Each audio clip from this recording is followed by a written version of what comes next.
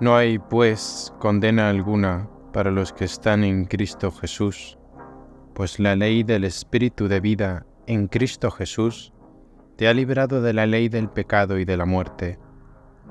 Lo que era imposible a la ley, por cuanto que estaba debilitada a causa de la carne, lo ha hecho Dios, enviando a su Hijo en semejanza de carne de pecado y en orden al pecado.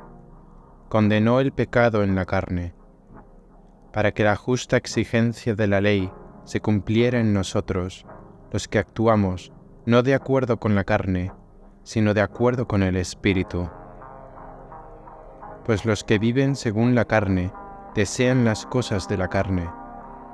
En cambio, los que viven según el Espíritu desean las cosas del Espíritu.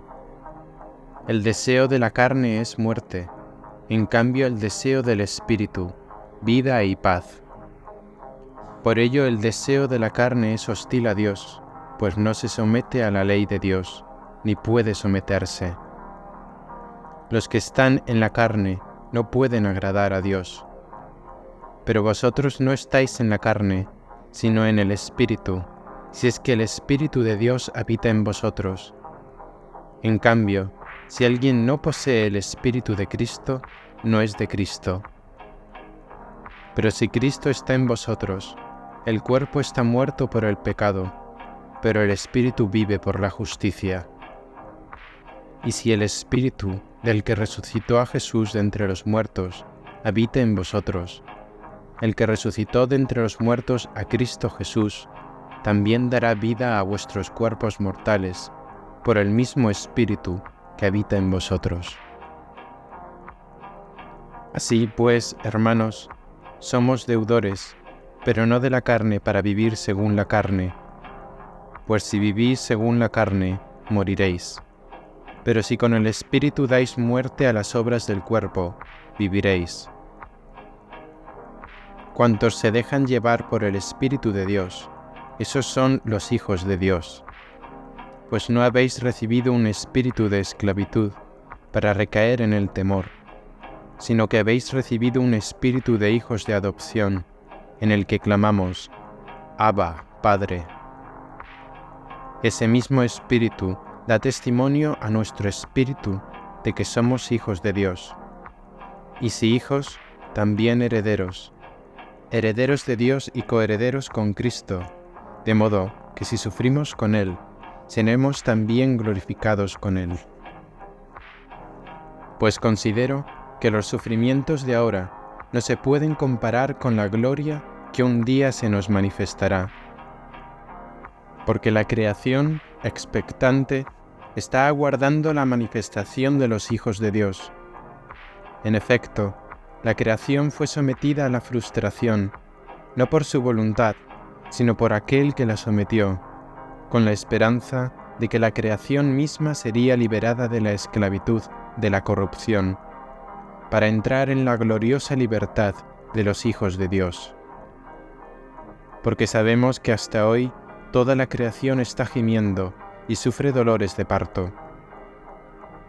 Y no solo eso, sino que también nosotros, que poseemos las primicias del Espíritu, gemimos en nuestro interior, aguardando la adopción filial, la redención de nuestro cuerpo, pues hemos sido salvados en esperanza. Y una esperanza que se ve no es esperanza. Efectivamente, ¿cómo va a esperar uno algo que ve? Pero si esperamos lo que no vemos, aguardamos con perseverancia. Del mismo modo, el Espíritu acude en ayuda de nuestra debilidad, pues nosotros no sabemos pedir como conviene, pero el Espíritu mismo intercede por nosotros con gemidos inefables. Y el que escruta los corazones sabe cuál es el deseo del Espíritu, y que su intercesión por los santos es según Dios.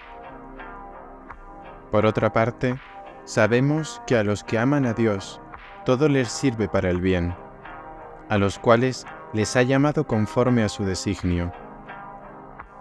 Porque a los que había conocido de antemano, los predestinó a reproducir la imagen de su Hijo, para que Él fuera el primogénito entre muchos hermanos. Y a los que predestinó, los llamó. Y a los que llamó, los justificó. A los que justificó, los glorificó.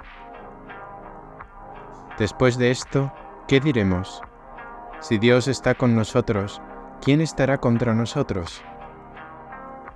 El que no se reservó a su propio Hijo, sino que lo entregó por todos nosotros, ¿cómo no nos dará todo con él?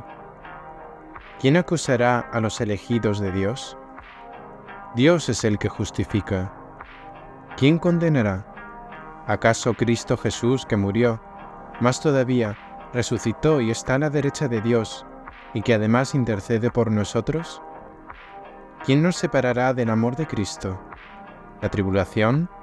¿La angustia? ¿La persecución? ¿El hambre? ¿La desnudez? ¿El peligro? ¿La espada? Como está escrito, por tu causa nos degüellan cada día, nos tratan como ovejas de matanza. Pero en todo esto vencemos de sobra, gracias a aquel que nos ha amado.